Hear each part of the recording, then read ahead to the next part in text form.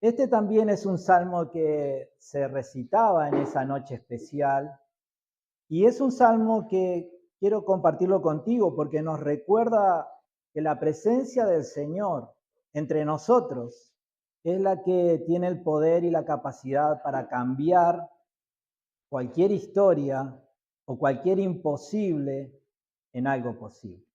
Amén. Y dice el Salmo 114, versículo 1 en delante. Cuando los israelitas escaparon de Egipto, cuando la familia de Jacob dejó esa tierra extranjera, la tierra de Judá se convirtió en el santuario de Dios, e Israel llegó a ser su reino. El mar Rojo los vio venir y se apresuró a quitarse del camino. El agua del río Jordán se hizo a un lado. Las montañas saltaron como carneros, las colinas brincaron como corderos. ¿Qué te pasa, mar Rojo? ¿Qué te llevó a quitarte del camino? ¿Qué sucedió, río Jordán, que te hiciste a un lado? Montañas, ¿por qué saltaron como carneros? Colinas, ¿por qué brincaron como corderos? Tiembla, oh tierra, ante la presencia del Señor, ante el Dios de Jacob. Él convirtió la roca en una laguna de agua. Sí, de la roca sólida fluyó un manantial. Este salmo obviamente que está evocando todo lo que sucede inmediatamente después de esa noche donde el ángel de la muerte va sobre la tierra de Egipto. Obviamente Faraón, frente a toda esa realidad, él le dice al pueblo de Israel, váyanse. Y así el pueblo sale y ellos van a comenzar un peregrinar hacia una tierra que Dios ya les había prometido. Un peregrinar que les va a llevar 40 años. Ahora, este caminar hacia la tierra prometida no estuvo libre de imprevistos, no estuvo libre de obstáculos. Ya el primero de ellos salieron de Egipto y empiezan a caminar guiados por Moisés y lo primero que se encuentran es con un mar inmenso que les impide el seguir avanzando. Y todavía miran hacia atrás y ven que Faraón cambió de parecer y ahora viene detrás de ellos para matarlos o volver a tomarlos como esclavos. Entonces, una y otra vez, el mar Rojo, lo que significa el desierto, un lugar donde no hay agua, donde no hay comida, lo que significó tener que atravesar por países donde no los recibían con agrado, sino que en algunos casos salían a pelear contra ellos, ejércitos mucho más numerosos que ellos. Y luego, estando a las puertas de la tierra prometida, tener que cruzar el Jordán en un momento que el río estaba desbordado de agua, y ni hablar de todas las cosas que sucedieron luego que entraron a la tierra prometida. Entonces, fue un peregrinar que tuvo muchos desafíos. 40 años en el desierto, desafíos de afuera, desafíos de adentro, desafíos externos a los individuos y desafíos internos. Imagínense, el corazón del hombre rebelándose contra Dios y queriendo hacer las cosas de una manera diferente en medio del desierto. Ahora, en este salmo no se detienen los problemas, sino que este salmo lo que hace es exaltar, ensalzar, poner en alto al Dios que hizo posible que a pesar de los problemas, Israel pudiera llegar a la tierra que Dios les había prometido. Amados, eso es maravilloso.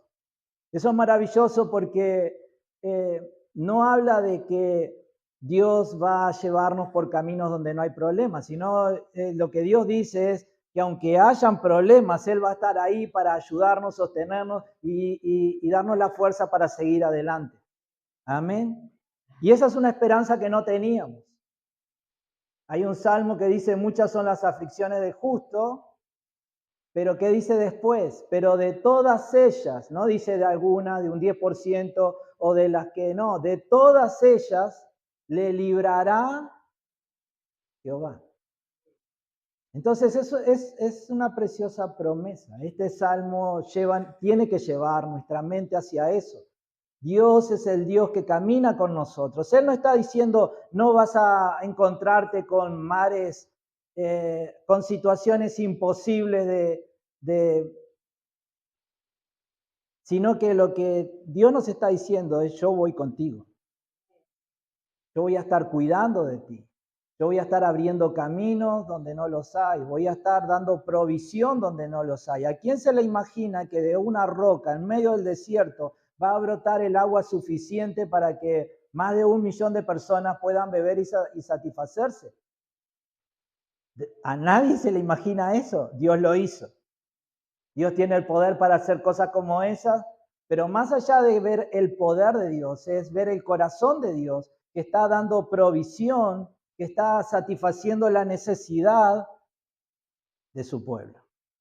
Amados, cuando nosotros leemos esa historia del pueblo de Israel por el desierto, por un lado vamos a ver a un pueblo rebelde, por un lado vamos a ver un pueblo obstinado, por un lado vamos a ver a un pueblo duro en su corazón, pero por el otro lado vamos a ver a un Dios que los ama tanto, que está cuidando de ellos, ayudándoles, fortaleciéndoles, guiándoles. Y es el mismo Dios que tenemos nosotros. Y el corazón que Dios tenía para con Israel es el corazón que Dios tiene para con su iglesia también. Así que podemos creer que aunque vamos atravesando muchas veces situaciones difíciles, o Dios va a estar ahí, lo venimos hablando, lo venimos leyendo semana tras semana. Dios va a ser, nos llama a que confiemos en Él como nuestro refugio, nuestro amparo, nuestro ayudador, el que nos sostiene. Tal vez para algunos el Jordán, para otros el Mar Rojo, para otros el desierto donde no hay agua, para otros serán otras las situaciones de la vida, pero en todas ellas un común denominador. Dios nos ama tanto que está dispuesto a mostrar su poder a nuestro favor para ayudarnos. Amén. Así que gloria a Dios por eso. Gloria a Dios por eso. Hay una promesa preciosa que está en el libro de Isaías, capítulo 43, versículo 1. Una preciosa promesa que ilustra todo esto que estamos hablando. Pero ahora, oh Jacob, escucha al Señor quien te creó. Oh Israel, el que te formó, dice, no tengas miedo, porque he pagado tu rescate, te he llamado por tu nombre, eres mío. Cuando pases por aguas profundas, ¿qué dice a continuación? Yo estaré contigo. Cuando pases por ríos de dificultad, ¿qué dice a continuación? No te ahogarás. Cuando pases por el fuego de la opresión, no te quemarás, las llamas no te consumirán. Es la misma promesa que Dios le dio al pueblo que salió de la esclavitud de Egipto. Es la misma promesa que Dios una y otra vez a cada generación de israelitas le fue dando. Y es la misma promesa que Dios nos da a nosotros, la iglesia, a través de Cristo. A través de Cristo hemos sido comprados. Vos y yo somos parte del pueblo de Dios. Hemos sido adquiridos por Dios. No en razón de nuestra nacionalidad, no en razón del color de nuestra piel, no en razón de nuestra posición social, sino en la única razón de que hemos creído en Jesucristo, el que dio su vida en la cruz y que pagó el precio de nuestros pecados para darnos salvación. En razón de eso, del precio que Jesús pagó, es que hoy vos y yo podemos considerarnos comprados por Dios, posesión exclusiva de Dios. Así que como Dios le dijo a Israel, Israel, no temas porque he pagado tu rescate. Nosotros también podemos ponernos en ese lugar y decir, no tengo por qué tener temor, porque Dios ha pagado mi rescate. Ese rescate lo pagó en la cruz, dando a su Hijo para que Él muriera por mí. Amén. La sangre de Cristo es el precio de nuestro rescate. Y desde esa posición, siendo suyos, como le dijo a Israel, te he llamado por nombre, eres mío, la promesa. Cuando pases por aguas profundas, yo voy a estar contigo. Cuando pases por ríos de dificultad, no te ahogarás. Cuando pases por el fuego de la opresión, no te quemarás. Las llamas no te consumirán.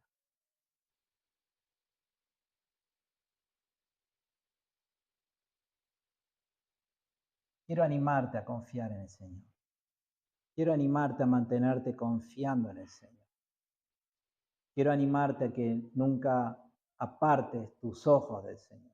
Como veíamos el martes, pase lo que pase, no dejes de estar enfocado en Jesús. Amén. Él es nuestra esperanza, Él es nuestro ayudador. Pero los problemas están ahí, pero me agobian las situaciones. Y no te voy a decir que no a eso. Pero sí te voy a decir, hay un Dios que dio su vida por ti, que te ama y que está dispuesto a abrir caminos donde no lo hay. Está dispuesto a cuidarte aún cuando estés en medio del fuego de la prueba y sacarte en victoria. Así que no dejes de confiar en el Señor. Ahora, este salmo también dice algo más. Este salmo celebra la liberación de la esclavitud de Egipto y dice que el Señor los saca de allí de Egipto para llevarlos a un lugar donde está su presencia. Obviamente que desde el mismo momento la presencia de Dios acompañó a Israel en todo el desierto. Ellos lo veían en una columna de nubes durante el día y en una columna de fuego durante la noche. Eso era un símbolo de la presencia de Dios. Y todo el caminar por el desierto, ellos iban detrás de esa columna y cuando aquella columna se detenía, ellos se detenían, armaban el campamento y cuando la columna avanzaba, ellos levantaban el campamento y 1.000.000 de personas yendo detrás de la presencia de Dios. Ahora, Dios les dice que Él los va a llevar a una tierra donde su presencia va a estar y así mismo fue. Ellos llegaron a la tierra de Canaán, donde habían otros pueblos. De la mano de Josué, ellos logran conquistar aquellos pueblos, establecerse en aquellos pueblos, y la presencia de Dios estaba con ellos. Hasta que de la mano de David conquistan la ciudad de Jerusalén, y luego el hijo de David, Salomón, construye un templo donde la presencia de Dios se manifestaba en aquel lugar. Dios con su pueblo, Dios presente con su pueblo, Dios estando allí donde estaba su pueblo. Ahora, la iglesia, nosotros, también disfrutamos de la presencia de Dios. Amén. Desde el momento que abrimos nuestro corazón a Cristo, desde el momento que fuimos adoptados como hijos, la presencia de Dios también viene a ser una realidad en nuestras vidas. Sin Cristo estábamos sin Dios y sin sus promesas, lejos de Él, pero a través de Cristo Dios se hace real en nuestras vidas. Y de esa manera la presencia de Dios en la persona del Espíritu Santo se manifiesta en nuestro interior. Por eso es tan importante esta relación con el Espíritu Santo, ¿verdad? Ahora, una de las cosas maravillosas es que experimentar la presencia de Dios a través del Espíritu Santo es un adelanto. Nosotros en algún momento seremos llamados a la presencia del Señor o Cristo vendrá a buscarnos y ahí estaremos plenamente en lo que significa estar en la presencia del Señor. Será un tiempo glorioso, será un tiempo maravilloso. Algo de esto está revelado en la Biblia, pero sin duda que lo que vamos a vivir, lo que vamos a experimentar va a ser mucho más allá de cualquier cosa que nos podamos imaginar. Ahora, esa presencia de Dios en el libro de los Hebreos es llamada de una forma especial y es llamada el descanso de Dios. Y quiero hacer un paréntesis en lo que vas a escuchar a partir de ahora. Ni yo sabía lo que Mariana iba a hablar, ni Mariana sabía lo que yo iba a hablar. Mariana, estamos de acuerdo en eso, ¿verdad? Bien, cierro el paréntesis. Hebreos capítulo 4, versículo 9 en delante. Así que todavía hay un descanso especial en espera para el pueblo de Dios, pues todos los que han entrado en el descanso de Dios han descansado de su trabajo, tal como Dios descansó del suyo después de crear el mundo. Entonces, hagamos todo lo posible por entrar en ese descanso, pero si desobedecemos a Dios como lo hizo el pueblo de Israel, caeremos. Pues la palabra de Dios es viva y poderosa, es más cortante que cualquier espada de dos filos, penetra entre el alma y el espíritu, entre la articulación y la médula del hueso, deja al descubierto nuestros pensamientos y deseos más íntimos. No hay nada en toda la creación que esté oculto a Dios. Todo está desnudo y expuesto ante sus ojos, y es a Él a quien rendimos cuenta. Por lo tanto, ya que tenemos un gran sumo sacerdote que entró en el cielo, Jesús, el Hijo de Dios, aferrémonos a lo que creemos. Nuestro sumo sacerdote comprende nuestra debilidad porque enfrentó todas y cada una de las pruebas que enfrentamos nosotros. Sin embargo, Él nunca pecó. Así que acerquémonos con toda confianza al trono de la gracia de nuestro Dios. Allí recibiremos su misericordia y encontraremos la gracia que nos ayudará cuando más la necesitamos. ¿Qué estaba pasando? ¿Qué era lo que el autor de esta carta estaba queriendo transmitir? Otra vez más, pensemos en Israel. Este pueblo que después de esa última noche tan fatídica en Egipto, ellos son liberados para que salgan al desierto. Dios abre las aguas del Mar Rojo y ellos puedan empezar ese peregrinaje hacia la tierra prometida. Ellos sabían a lo que Dios los estaba llamando. Ellos veían el favor de Dios. Las aguas del Mar Rojo se abrieron.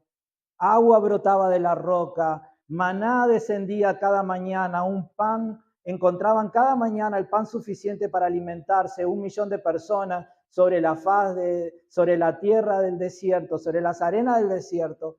Es decir, era algo sobrenatural. Ellos estaban viendo el amor de Dios en acción. Ellos estaban viendo el favor de Dios, el poder de Dios, cómo Dios les proveía sus necesidades, cómo Dios los guiaba, cómo Dios los llevaba a una tierra de la cual Él les había dicho es una tierra de la cual fluye leche y miel, hablando de las bendiciones.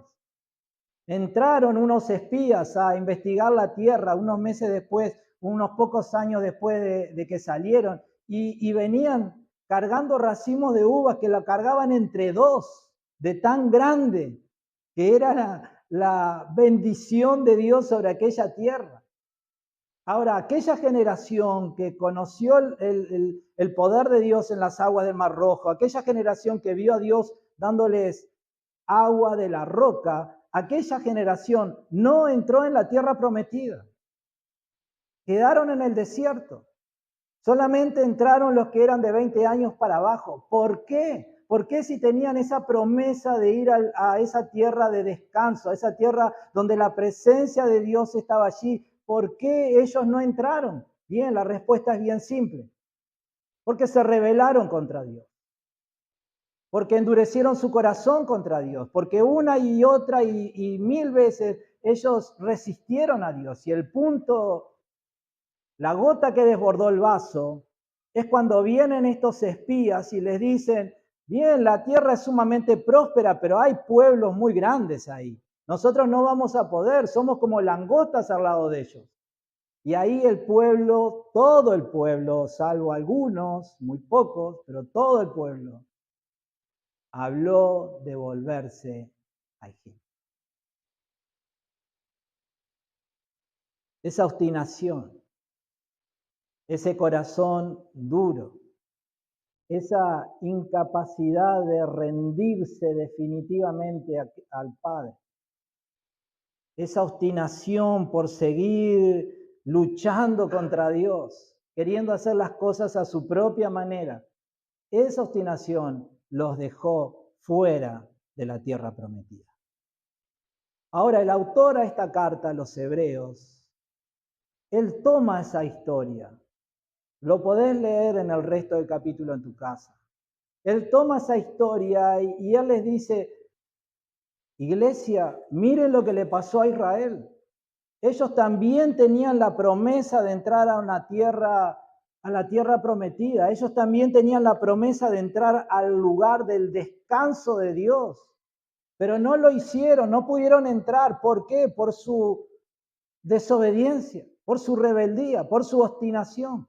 Y ahora en las palabras que hemos hablado, el autor se dirige a la iglesia y nos llama a tener cuidado en eso. Él nos dice, tengamos cuidado, hagamos todo lo posible, dice el versículo 11, por entrar en ese descanso, pero si desobedecemos a Dios, como lo hizo el pueblo de Israel, ¿qué sucederá? Caeremos.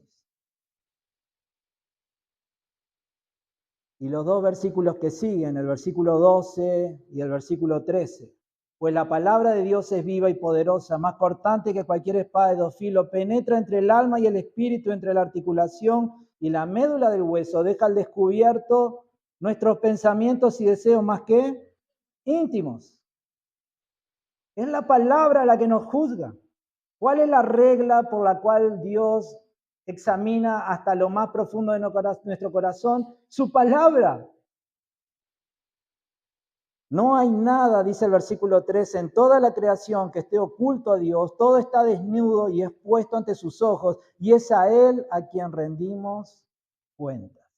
Ahora, obviamente el autor a los hebreos lo que está queriendo es sacudir a la iglesia, diciéndole, presten atención a lo que le pasó a Israel, tenemos una preciosa promesa, entrar al descanso de Dios, a ese descanso eterno en el cielo, en la presencia misma de nuestro Padre Celestial. Ahora, miren lo que le pasó a Israel, por la obstinación de su corazón, no pudieron, hubo una generación que quedó afuera.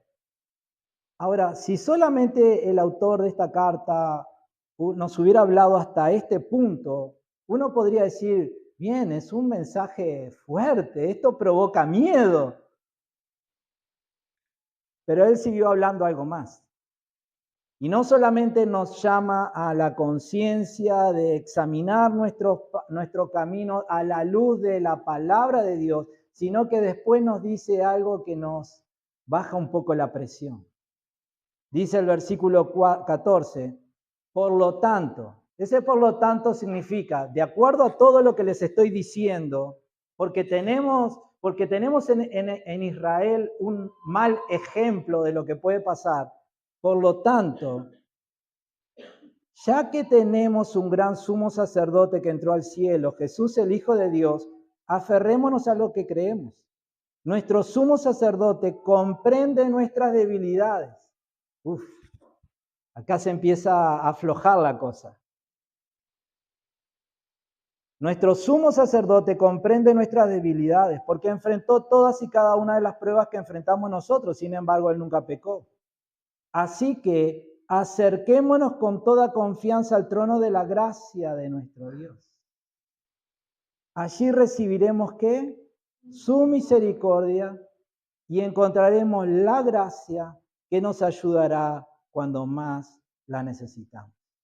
Ahora entendamos esto a la luz del por lo tanto anterior. Él está hablando bien. Ojo que el pueblo de Israel tenía una promesa y no pudo entrar.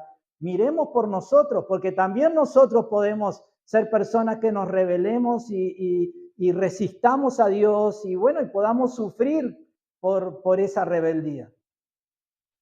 Pero luego agrega, como existe esa posibilidad por nuestra debilidad, hagamos esto. Miremos a Jesús. Él es nuestro sumo sacerdote, el que intercede por nosotros delante del Padre, y Él comprende perfectamente nuestras debilidades. Así que en lugar de esconder, en lugar de querer tapar todo para que nadie sepa, no, vayamos a Jesús y digamos, Jesús, esto me está costando. Yo sé que el Padre no quiere que yo haga esto, yo sé que el Padre no aprueba esta forma en la cual yo me muevo.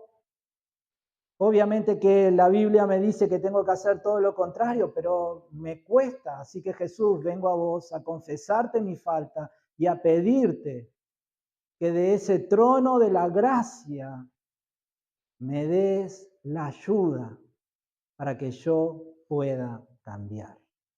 Amén. Entonces es maravilloso porque no quedamos con un mensaje de terror, ni de miedo, ni con una carga que no podemos llevar, porque humanamente obviamente no lo podemos llevar, sino que quedamos con ese último mensaje. Bien, somos débiles, tenemos que cuidar nuestra santidad, la forma en que nosotros vivimos. Dios mira nuestra vida a la luz de su palabra y si vamos de acuerdo bien y si no, Él no va a aprobar otra forma de vida además de la que está aquí revelado. Pero me es muy difícil cambiar, bien, entonces quiero decirte esto. Buscalo a Jesús, busca su gracia, busca su misericordia, Él te entiende perfectamente. Y no solamente Jesús entiende perfectamente tus debilidades, sino que el trono de Dios en los cielos, a diferencia de lo que mucha gente cree, no es un trono del cual están saliendo rayos y centellas contra todos nuestros errores, sino que es un trono del cual está fluyendo amor, gracia, misericordia, para que a través del poder del Espíritu Santo nosotros podamos ser transformados a la imagen y semejanza de Jesús, vivir una vida que glorifique al Padre, que se alinee con su palabra y de esa manera podamos alcanzar y disfrutar la plena seguridad de la promesa del cielo y de la vida eterna. ¿Estás de acuerdo conmigo? Entonces, es cierto, tenemos que velar por nuestra vida espiritual. Dios nos llama a la santidad. Dios nos llama a vivir de una forma diferente a lo que éramos antes de tener a Cristo en nuestro corazón. Eso, santo, no significa tener un arito acá arriba de la cabeza. Santo significa apartado para. A través de Cristo somos apartados para el Padre. Pero pastor, la vara está muy alta, leo la Biblia y hay tantas cosas que yo no, creo que para mí es imposible. Y ¿sabes lo que te voy a decir? Estoy de acuerdo. También para mí es imposible. También para mí la vara está muy alta. Y entonces, ¿cuál es nuestra esperanza, pastor? Jesús. Jesús es nuestra esperanza. Aquel que está a la diestra del Padre intercediendo por nosotros, que comprende nuestra debilidad, que pasó nuestras mismas pruebas, pero Él no pecó, sino que pudo realmente vencer sobre ellas. Y que ahora nos llama a encontrar en Él, en estas cosas, en esta situación, a encontrar en Él gracia, favor y misericordia. Así que, sí, sin duda, la vara es alta. Pero el trono de la gracia de Dios es misericordia. Él nos llama a encontrar en Él el auxilio para poder seguir avanzando en la estatura de Jesús. Y quiero dejar una última palabra para aquellos que tal vez en esta mañana escuchando esto del descanso de Dios digan, bueno, yo quiero entrar en ese descanso. Tal vez muchos de nosotros tenemos la plena certeza y espero que la tengas, que a través de Cristo la promesa de la eternidad con Dios es una realidad, pero tal vez algunos no han pasado por esa experiencia de fe con Jesús. Entonces, ¿cómo tener esa seguridad? ¿Cómo poder entrar al descanso de Dios? Saber que cuando parta de aquí, saber hacia dónde voy con el Señor. Y la clave está en ese mismo salmo. El Salmo 114 que leíamos en el versículo 8, dice, Él convirtió la roca en una laguna de agua, ¿sí? De la roca sólida fluyó un manantial. Esa roca tiene un simbolismo muy importante. Esa roca en la Biblia simboliza a Jesús. Y así como Israel sin agua en el desierto estaba destinado a morir, pero milagrosamente a través del agua que brotó de la roca ellos pudieron vivir. El pecado, que es la condición de todos los hombres, nos ha llevado a un desierto espiritual donde reina la muerte. Pero Cristo, nuestra roca, vino a dar su vida en la cruz para que a través de la fe en Él nosotros podamos recibir la vida eterna con Dios. La fe que salva es la que cree que en primer lugar somos pecadores y que es justo que el juicio de Dios caiga sobre mi vida por mis pecados. La fe que salva cree que en la cruz Jesús recibió el castigo de mis pecados, el castigo del juicio de Dios por mis pecados. Y que no solamente murió, sino que también al tercer día resucitó. Así que si tenemos esta fe, ya sea que estemos aquí o estén en su casa escuchando esto en algún momento, yo te invito a que puedas rendir tu vida a Jesús, que puedas beber de las aguas de vida que brotan de Jesús, que puedas salir de ese desierto donde reina la muerte y puedas encontrarte con la vida que viene a través de Cristo, una vida que no solamente va a transformar tu presente, sino que transforma tu eternidad. No hay otro camino para hallarse con el descanso de Dios. Esa es la forma, ese es el camino, la fe en Jesucristo.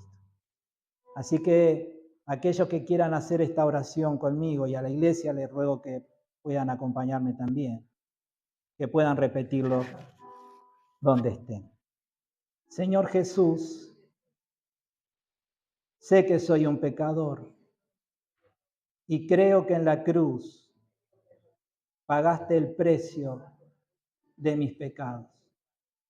Te ruego que me salves, que rompas con la esclavitud del pecado sobre mi vida y que vengas a morar en mi corazón.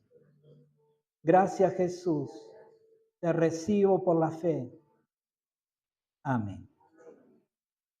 Señor, gracias por las personas que hayan hecho esta oración aquí o en algún lugar.